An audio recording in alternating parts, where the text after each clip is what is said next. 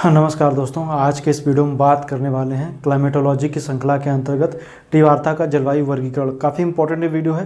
हालांकि इससे पहले मैंने कोपेन के बाद में थार्नथवेट का जलवायु वर्गीकरण बताया था। आज के इस वीडियो में बात करेंगे त्रिवार्ता का जलवायु वर्गीकरण। आइए देखते हैं क्या कहते हैं। ये जो जलवायु वर्गीकरण है, ये कोपेन के जलवायु वर्गीकरण का अनुसरण करते हुए इन्होंने अपना ये जलवायु का वर्गीकरण बताया था। तो आइए देखते हैं इस वर्गीकरण में क्या खास है और आपको क्या क्या चीज़ें याद रखनी वो आपको हम बात करेंगे। ये देखते हैं।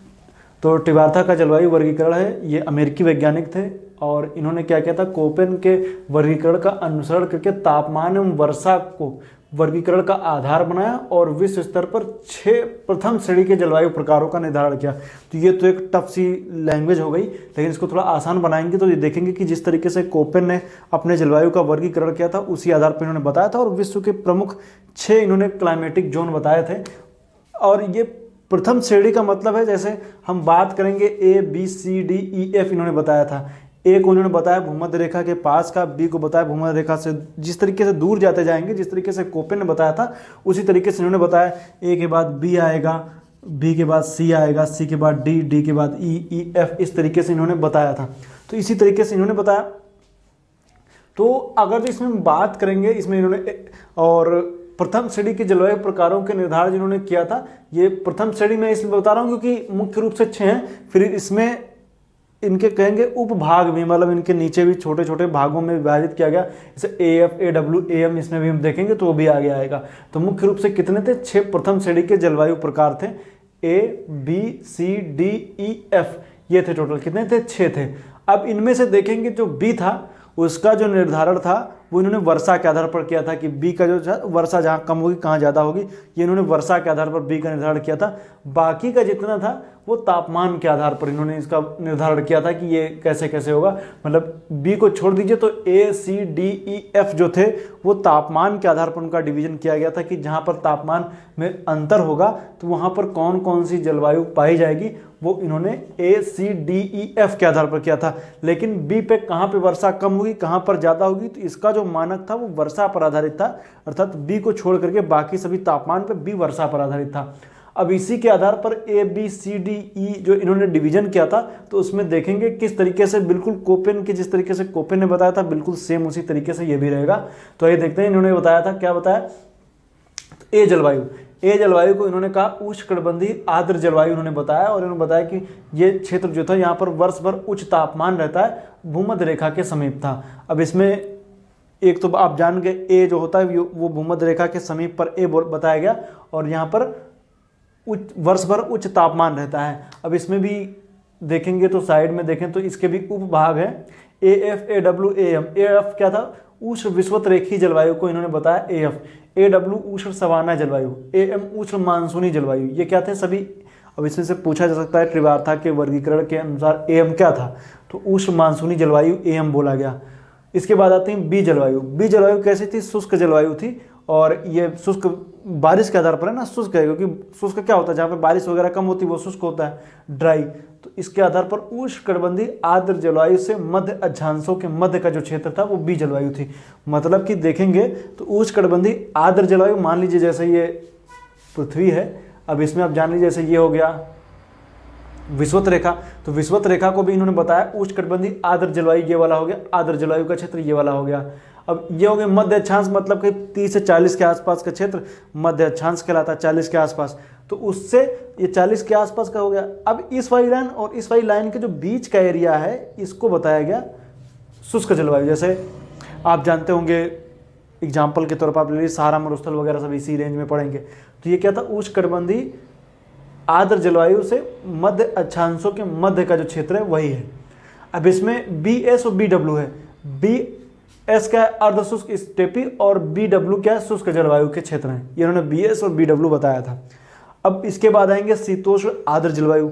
शीतोष्ण आर्द्र जलवायु क्या? मध्य अक्षांशी आर्द्र जलवायु भी कहता, अभी मैंने बताया था ये वाला 30-40 के आसपास का क्षेत्र, जो 40 के आसपास का क्षेत्र मध्य अक्षांशी कहलाता है। 40-50 के आसपास का क्षेत्र आप ले सकते हैं। तो क्या होता है? मध्य अक्षांशी आर्द्र जलवायु भी इसको बोलते हैं। अभी मैंने बताया ना ये किसके किसके बीच में बी पाई जाती थी, तो ए और सी के बीच में बी है, याद रखिएगा, ए और सी के बीच में बी जलवायु है। अब सी जलवायु है, इसमें भी इन्होंने डिवीजन किया, कौन कौन से थे। एक था CS था, CS क्या था, भूमध्य सागरीय जलवायु को उन्होंने CS बोला। तो याद रखिएगा भूमध्य सागरीय जलवायु कौन सी थी, CS।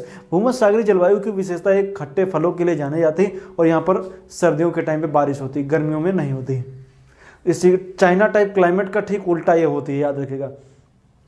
इसके बाद है CA, ये उष्ण कटिबंधीय आर्द्र जलवायु। CA उपोष्ण कटिबंधीय आर्द्र जलवायु को CA बोला गया, उपोष्ण कटिबंधीय आर्द्र जलवायु। इसका CB है पश्चिमी यूरोपीय तुल्य जलवायु जो थी उसको CB बोला गया। CB क्या थी, पश्चिमी यूरोपीय तुल्य जलवायु। इससे पहले मैं ये सब बता चुका हूँ। तो पश्चिमी यूरोपीय तुल्य जलवायु को CB और CA उपोष्ण कटिबंधीय आर्द्र जलवायु को CA बोला गया। तो याद रखिएगा CS, CA, CB ये 3 तरीके हैं, 3 पार्ट हैं इसके। इसके बाद हम देखेंगे D। ये D क्या था, शीतल आर्द्र जलवायु, या इसको माइक्रो थर्मल क्लाइमेट भी कह सकते हैं या सूक्ष्म तापीय जलवायु भी कह सकते हैं। अब इसमें देखेंगे यह क्षेत्र ग्रीष्म काल में पछुआ पवनों से और शीतकाल में ध्रुवीय पवनों से प्रभावित रहता है। तो आप जान जाएंगे ये वाला क्षेत्र कहाँ पड़ेगा। ये जिस तरह से ऊपर जाएंगे ABCDE इस तरीके से ऊपर जाते जाइए, तो इसमें जब देखेंगे तो यह क्षेत्र ग्रीष्म काल में पछुआ तथा शीतकाल में ध्रुवीय हवा से प्रभावित रहता है। तो याद रखिएगा ग्रीष्म काल में पछुआ तथा शीतकाल में ध्रुवीय हवा से प्रभावित रहता है। इसमें देखेंगे तो DA है। DA क्या, आर्द्र महाद्वीपीय गर्म जलवायु है। आर्द्र महाद्वीपीय गर्म जलवायु को क्या बोला गया, DA बोला गया है। क्या बोला गया, DA। तो इनको याद रखिएगा DA। DA के बाद DB, आर्द्र महाद्वीपीय शीतल जलवायु को क्या बोला गया, DB बोला गया है। शीतल जलवायु क्या बोला गया है, DB बोला गया है। याद रखिएगा इनको जो मैं बता रहा हूँ। अब इसके बाद में DC है। DC उपध्रुवीय जलवायु, ग्रीष्म ऋतु बहुत छोटी होती है, उसको क्या बोलते हैं, DC। एक बात स्मॉल d, सबसे ठंडे महीने का तापमान -38 डिग्री सेल्सियस से कम, उसको बोला गया DD। इसके बाद E है ध्रुवीय जलवायु। ग्रीष्म ऋतु अनुपस्थित, वर्ष भर शीत पवनें यहाँ पर चलती हैं। क्या होता है, ग्रीष्म ऋतु अनुपस्थित रहती है और वर्ष भर क्या होता है, शीत पवनें यहाँ पर चलती हैं। तो इसको याद रखिएगा, शीत पवनें यहाँ पर वर्ष भर चलती हैं। तो ये भी आप याद रखिएगा। इसके बाद में इसमें देखेंगे तो इसके 2 पार्ट हैं, ET और EF। ET टुंड्रा जलवायु, EF हिमटोप जलवायु, काफ़ी ऊंचाई पर हिमटोप जलवायु उसको बोलते हैं। तो इसको याद रखिएगा। इसके बाद में देखिए यहाँ पर आप एक इन्होंने बताया था H होता है, H प्रकार भी इन्होंने बताया था। H प्रकार का आप याद रखिएगा, H टाइप की जलवायु ये उच्च पर्वतीय क्षेत्र कह सकते हैं, या हाईलैंड वाले जो एरिया, ऊंचाई पर स्थित जो क्षेत्र होते हैं उनको ऐसा बोला जाता है उच्च पर्वतीय क्षेत्र। तो इसको याद रखिएगा, उच्च अक्षांशीय क्षेत्र या कह सकते हैं आप इस तरीके से। उच्च पर्वतीय क्षेत्र मतलब कह सकते हैं पहाड़ी क्षेत्रों को हम H कह सकते हैं। तो इसको याद रखिएगा। वैसे धरातलीय स्तर पर तो ABCDE हो गया, उसके बाद में लेकिन जब हम ऊंचाई पर अगर जो उस तरह के क्लाइमेट मिलने लगे ऊंचाई पर, तो उसको इन्होंने H बताया था। तो उसको याद रखिएगा H। वैसे आप ABCDE याद रखिएगा, उसके बाद H भी है, इसको याद रखिएगा। तो ABCDE और H इतने सारे टाइप के क्लाइमेट उन्होंने बताया, तो आप लोग इनको याद रखिएगा।